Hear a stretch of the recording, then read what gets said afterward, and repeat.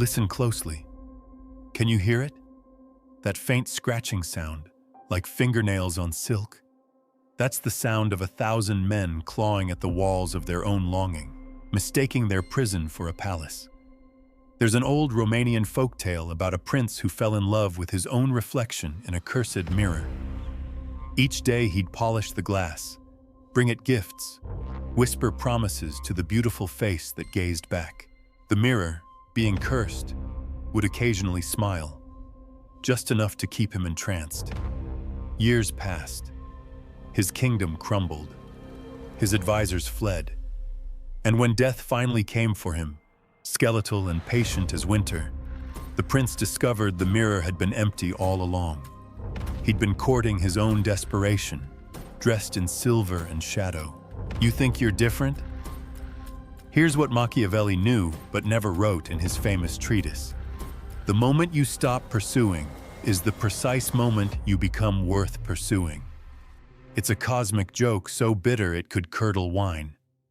The universe operates on the principle of reverse magnetism. Push, and it retreats. Pull away, and it follows like a loyal dog that suddenly remembers it has a master. Picture this. A man sits in a dimly lit cafe in Prague, 1892. The gaslight flickers, casting amber shadows across his weathered face. He's stopped writing love letters, stopped sending flowers, stopped standing beneath balconies like some pathetic troubadour with a lute and a death wish. Instead, he reads Schopenhauer by candlelight, the wax dripping onto the pages like tears he no longer sheds. And wouldn't you know it, suddenly, mysteriously, maddeningly, the very women who once looked through him as if he were made of glass begin to see him, really see him. Not because he's changed, but because he's stopped changing for them. The contemporary psyche understands this through attachment theory. A 2024 study from the University of Copenhagen found that individuals exhibiting secure detachment were rated 73% more attractive than those displaying anxious pursuit behaviors.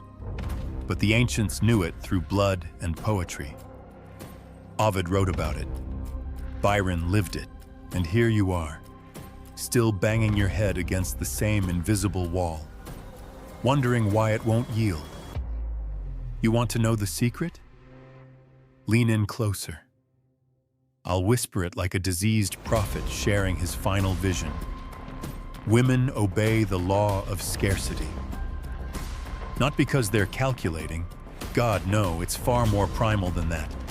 It's written in the DNA, carved into the collective unconscious, like cave paintings of hunters who knew that the deer runs faster when chased. There's a peculiar mushroom that grows in the Black Forest. Locals call it widow's comfort. It only flourishes in spots where nothing else will grow. Scorched earth, salted soil, places where hope has been professionally murdered. The more barren the ground, the more beautiful its pale, luminescent bloom. Your attention, your desperate, pawing, dog-like attention, is fertilizer. And what grows from too much fertilizer? Nothing but rot. I knew a man once, let's call him Marcus, though that wasn't his name, and he's been dead long enough that it doesn't matter. Marcus would send his beloved a letter every day. Sonnets, really. Gorgeous things that would make Neruda weep with envy. She never replied. Not once. For 3 years, this continued. Then, one October evening, he stopped. Just stopped. Burned his quill, sold his ink, used the paper to light his fireplace. 6 weeks later, she appeared at his door in a burgundy dress, smelling of winter roses and regret. "Why did you stop writing?" she asked. He looked at her the way you'd look at a stranger asking for directions to a place that doesn't exist anymore. "I ran out of words," he said, and closed the door. The Taoists have a phrase, Wu Wei, action through inaction. But this isn't passive. Oh no, this is the most violent thing you can do to your own nature. It's taking every instinct that screams pursue, chase, conquer, and strangling it with silk scarves in a locked room where no one can hear it die. You see, attention is currency, and you've been spending it like a drunk sailor on shore leave, throwing coins at every pretty face that passes, hoping one might stop and dance. But here's what the shadow merchants know. Scarcity creates value. The moment you stop being an endless fountain of validation, you become a desert spring, rare, vital, worth crossing burning sand to reach. Tell me something, and be honest, though I know honesty terrifies you more than death. When was the last time you sat completely alone, without checking your phone, without wondering what she's thinking, without that gnawing termite-like anxiety eating through your chest? When did you last look in a mirror and see a man instead of a beggar?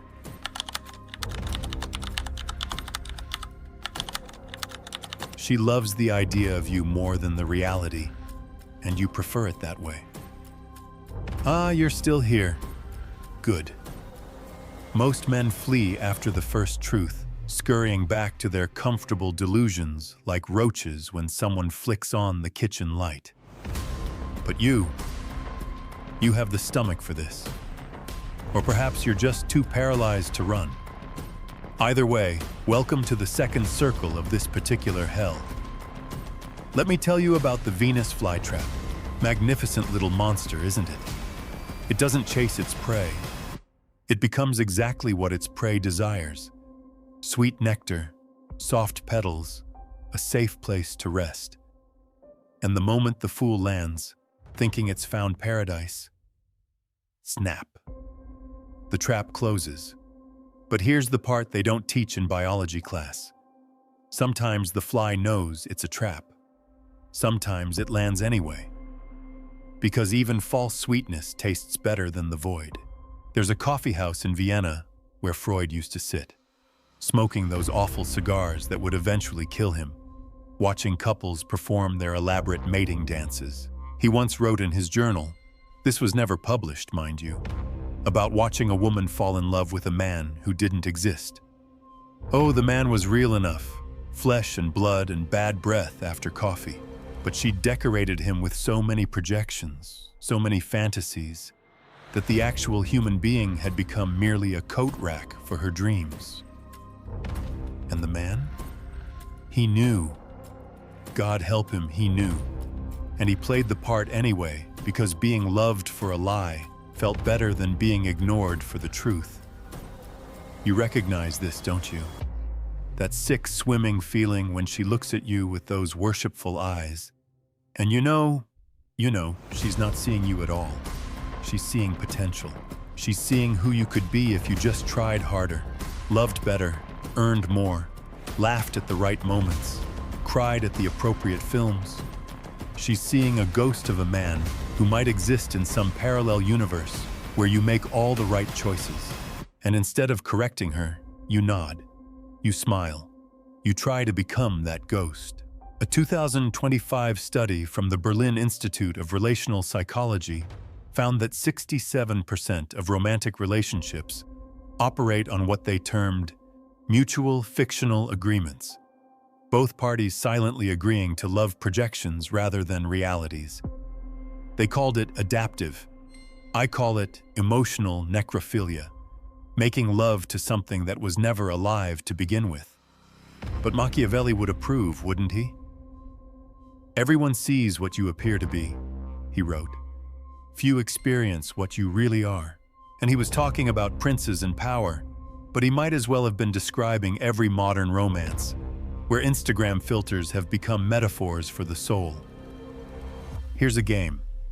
Next time you're with her, whoever her is in your particular tragedy, count how many minutes pass before she asks you something real. Not how was your day, which is just social lubricant. Something real.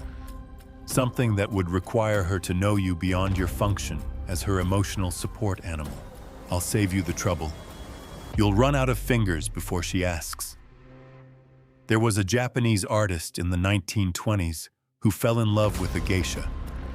For 7 years, he painted her portrait every single day. 7 years. Over 2,000 paintings. When she finally agreed to marry him and removed her white makeup for the first time, he didn't recognize her. The marriage lasted 3 weeks. He spent the rest of his life painting from memory, trying to capture something that had only existed in lamplight and lies. You want to know why women obey this particular dynamic? Because you've trained them to. Every time you morphed yourself into what you thought they wanted. Every time you swallowed your actual opinions and regurgitated whatever seemed safe. Every time you presented the advertisement instead of the product. You were teaching them that the real you is not worth knowing. Kierkegaard called it the sickness unto death. Not physical death, but the slow murder of the authentic self. You're dying by degrees, my friend, suffocating under the weight of your own performance. And the truly sick part?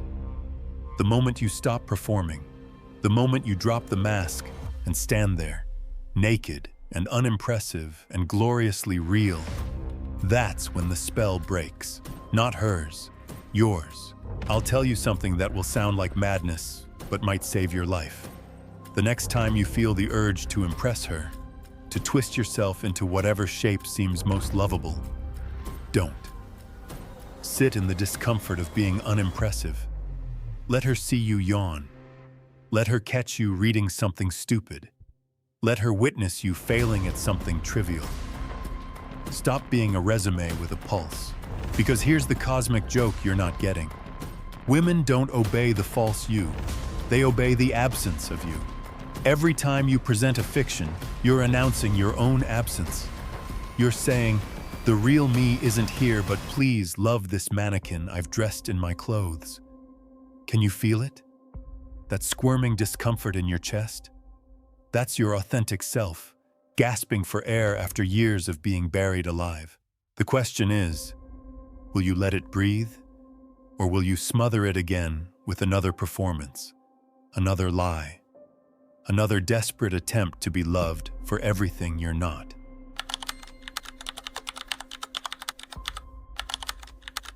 Solitude isn't loneliness.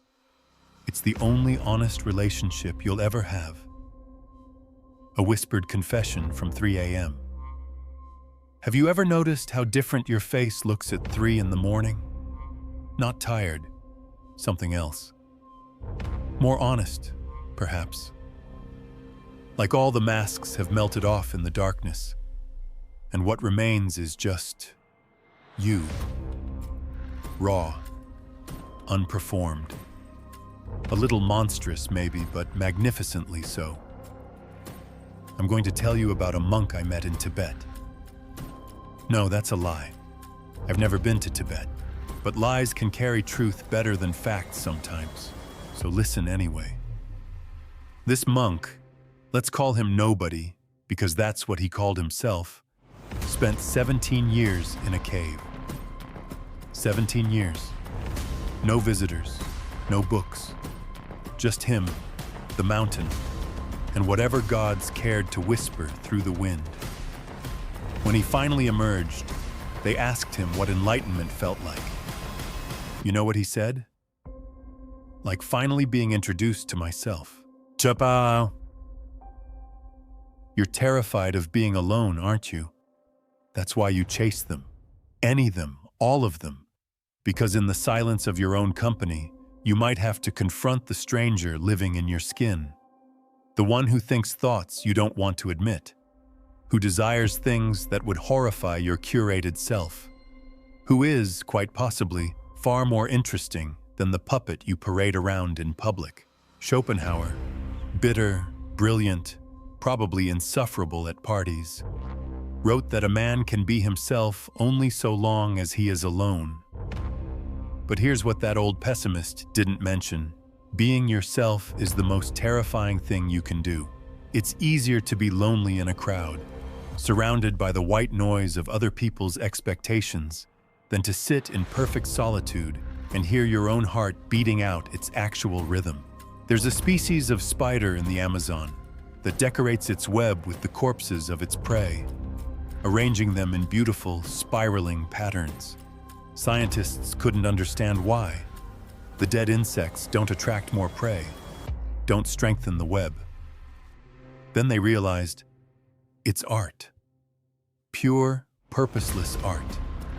The spider creates because creation is what it does when left alone with its nature. What do you create when you're alone?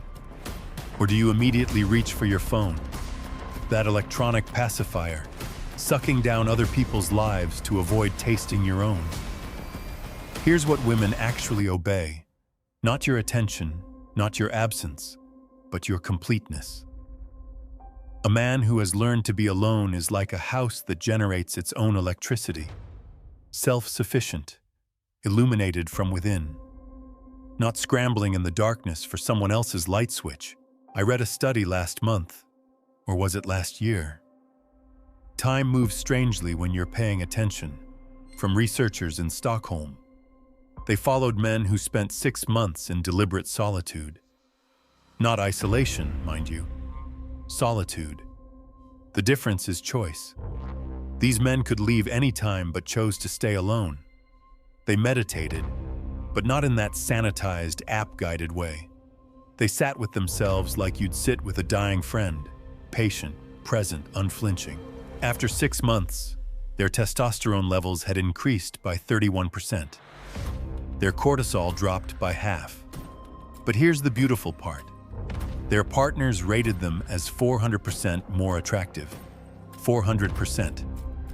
For doing absolutely nothing but learning to exist without external validation.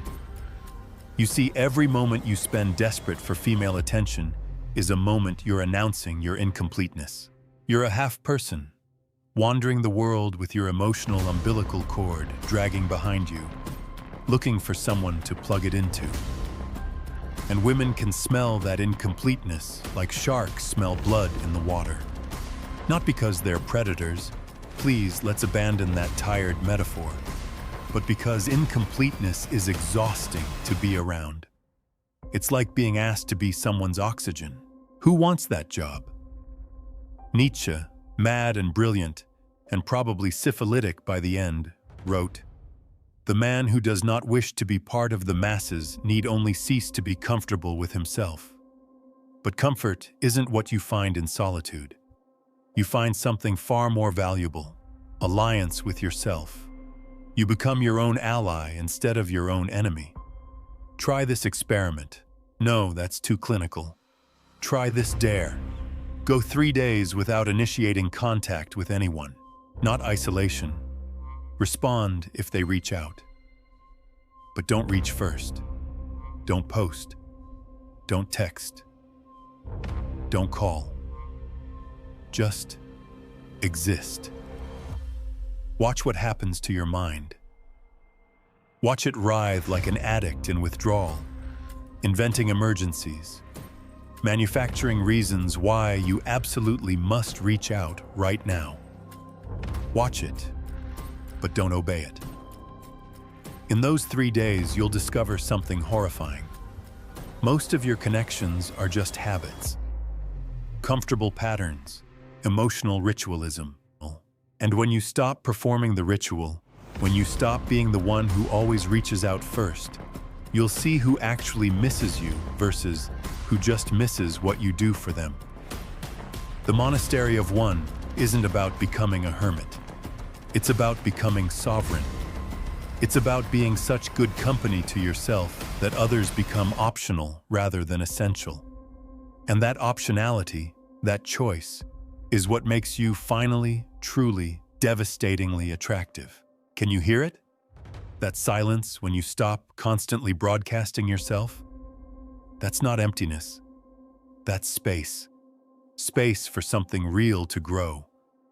The question is, do you have the courage to let it?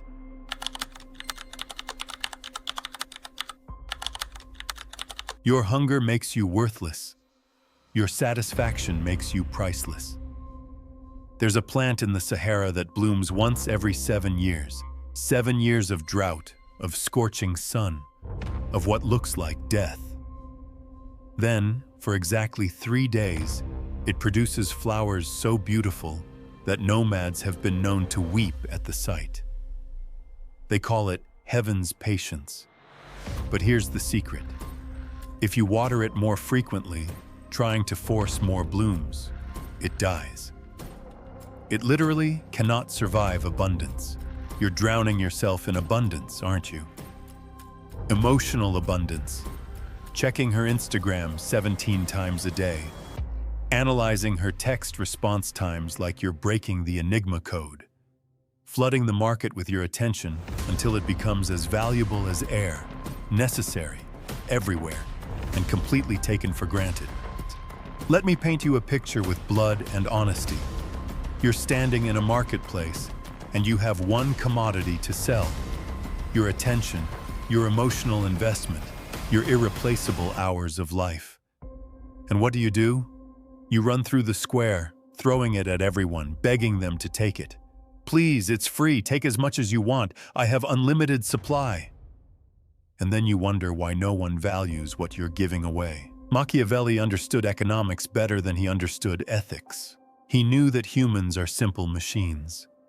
We want what's scarce, we ignore what's abundant, and we despise what's forced upon us. Every time you double text, every time you like every photo, every time you respond instantly like a well-trained dog, you're announcing that your time has no value. And if you don't value it, why should she? I knew an art dealer in Beirut, before the Troubles, when it was still the Paris of the Middle East. He had a painting, absolutely hideous thing, looked like someone had sneezed pigment onto a canvas during a seizure. Couldn't sell it for years. Then he had an idea. He tripled the price, then tripled it again. Put it in a climate-controlled room that required an appointment to view. Suddenly, collectors were fighting over it. The painting hadn't changed. Only its perceived scarcity had.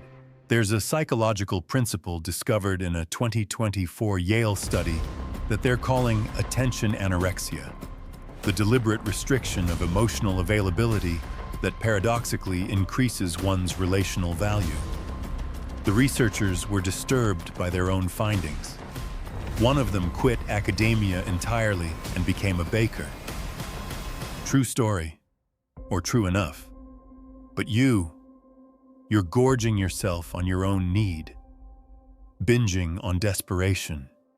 You're so emotionally obese with wanting that you can barely move. Every woman you meet can see it. That hungry ghost riding your shoulders, that bottomless pit of need that no amount of validation could ever fill. And they run. Not from you, but from the job of trying to fill an unfillable void. Kierkegaard wrote about the concept of indirect communication, the idea that some truths can only be conveyed by their absence. What you don't say speaks louder than what you do. What you don't give becomes more valuable than what you offer freely. Your absence becomes a presence. Your silence becomes a song. Here's something that will sound like sacrilege to your romantic education. Love is not about giving everything. It's about giving just enough. Just enough to maintain connection without creating dependence. Just enough to show care without showing desperation. Just enough to be missed when you're gone. Think about breath. You don't think about it until you can't get it. Then suddenly, it's all you can think about. Your constant presence is like forcing someone to think about breathing. It turns something natural into something oppressive. But your measured absence, that creates a rhythm. Inhale, presence. Exhale, space. Inhale, connection. Exhale, independence. The Japanese have a concept called ma, negative space. The empty space that gives shape to everything around it. The pause between notes that makes music possible. The silence between words that makes speech meaningful. You have no ma. And you're all noise, no silence. All presence, no absence. All desperation, no dignity. I'll tell you a secret that will sound cruel but might save you. The next time you feel that overwhelming urge to reach out, to check in, to make sure she still knows you exist, don't. Sit with that hunger. Feel it gnawing at your ribs like a caged animal. And then, let it starve. Not to death. That's just another form of excess. But to discipline. Because here's what you haven't realized. Your emotional starvation isn't caused by lack of female attention. It's caused by lack of self-sufficiency. You're trying to eat from someone else's plate when your own kitchen is fully stocked. You're begging for crumbs when you could be baking your own bread. Women don't obey emotional abundance. They drown in it. They obey emotional economy, the man who treats his attention like gold rather than dirt, who understands that scarcity creates value, who has learned the devastating power of the word no. Tell me, when was the last time you said no to a woman? Not cruelly, not vindictively, but simply because your time and attention were otherwise engaged. When was the last time you were genuinely too busy with your own life to immediately respond? If you can't remember, then you've identified your problem. You're not a man in love. You're a man in hunger. And hunger, my friend, is the least attractive quality in the entire human spectrum. It reeks of death, of need, of the abyss that swallows everything and remains empty.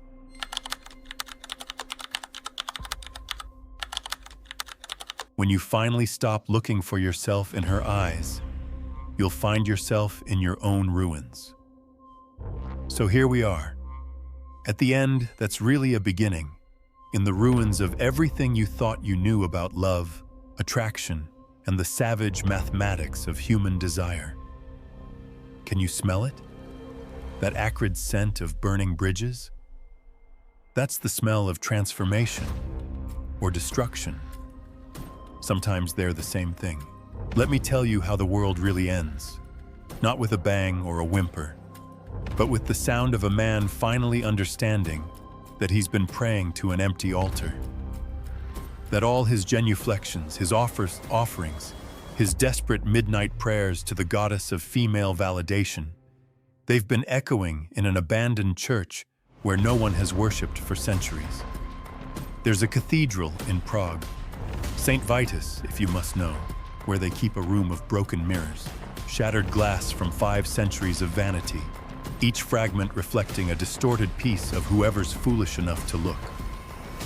Tourists think it's an art installation, but the monks know better. It's a meditation on the futility of seeking yourself in surfaces that were never meant to hold you. You've been looking for yourself in her eyes, haven't you? In her smile, her approval, her desire. As if she were a mirror capable of showing you who you are. But here's what Narcissus never understood. Pools of water make terrible mirrors. They show you what you want to see, not what's actually there. And women? They're not mirrors at all. They're entire universes with their own gravity, their own light, their own absolutely no obligation to reflect anything back to you except their own truth. The ancient Egyptians had a phrase, "The house of eternity is built with broken stones."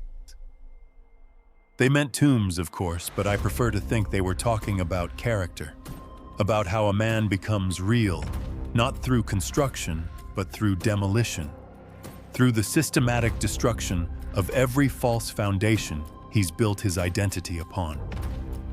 A 2025 neuroscience study from MIT, and this one's real, I promise, found that men who derive their self-worth primarily from female validation show the same brain patterns as gambling addicts, the same dopamine chase, the same tolerance building, the same inevitable crash when the high wears off. You're not in love, brother. You're in addiction. And she's not your lover. She's your dealer. But here's where Machiavelli becomes prophet rather than politician. He who wishes to be obeyed must know how to command. But command what? Not her, God no. Command yourself. Command your own attention. Command your own validation. Command the army of your own thoughts that have been running wild, pillaging your peace, burning your solitude to the ground. You want to know the ultimate paradox? The thing that will break your brain but might just save your soul. The moment you stop needing women to validate your existence is the exact moment they start seeing you as valid. It's cosmic comedy so dark it makes black holes look bright. The universe rewards wholeness and punishes need with mathematical precision. I'll tell you about my last sunset. Not literally my last, though who knows? Maybe by the time you hear this. But the last sunset that mattered. I was sitting on a rooftop in Lisbon, watching the sun die its daily death over the Tagus River. Alone. Completely, crystallinely alone. And for the first time in my miserable life, I wasn't waiting for someone to share it with. I wasn't taking a photo to send to her. I wasn't crafting a poetic description to impress someone later. I was just there, present, whole. A complete sentence instead of a desperate comma, waiting for someone else to finish my thought. That's when I understood what Schopenhauer meant when he wrote that happiness is negative, not the presence of pleasure, but the absence of want. You've been so busy wanting that you've forgotten how to have. So busy chasing that you've forgotten how to be. The Cathedral of Broken Mirrors isn't a place. It's a state of being. It's where you go when you're finally ready to stop looking for yourself in external reflections. Where you stand among the shattered glass of every identity you've tried on, every performance you've given, every mask you've worn, and you realize, with horror or relief, I'm not sure which, that underneath it all, you're nobody special. And that's the most special thing you could possibly be. Here's my final dare to you. Not a challenge, but an invitation to your own execution and resurrection. Tomorrow morning, look in your bathroom mirror, not to check your appearance, not to practice your smile, but to look yourself directly in the eyes and say, without irony or self-help cheerfulness, you're enough, not perfect, not impressive, not what anyone ordered, but enough. Watch how your mind rebels against this. Watch how it immediately starts listing all the ways you're not enough, all the improvements needed, all the validation required. Watch it, but don't believe it. Because that voice, that's not you. That's the amalgamation of every rejection, every criticism, every moment you felt unseen. It's archaeological sediment, not your soul. Women don't obey men who need them. They obey men who have made peace with their own ruins, who have learned to inhabit their own destruction with something approaching grace, who have discovered that being alone isn't loneliness. It's the only honest relationship you'll ever have. And when you finally understand this, not intellectually, but in your bones, in your blood, in the defeated exhaustion of your trying, you'll stop chasing what destroys you. You'll stop seeking yourself in eyes that were never meant to hold your reflection. You'll stop being a question waiting for someone else to be your answer. You'll just be. Broken, perhaps. Alone, certainly. But finally, devastatingly, magnificently real. And that reality? That's what they've been waiting for all along.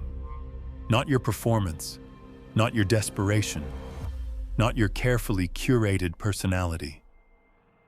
Just you, standing in your own ruins, no longer needing anyone to tell you who you are. The secret was never about making women obey. It was about learning to obey yourself.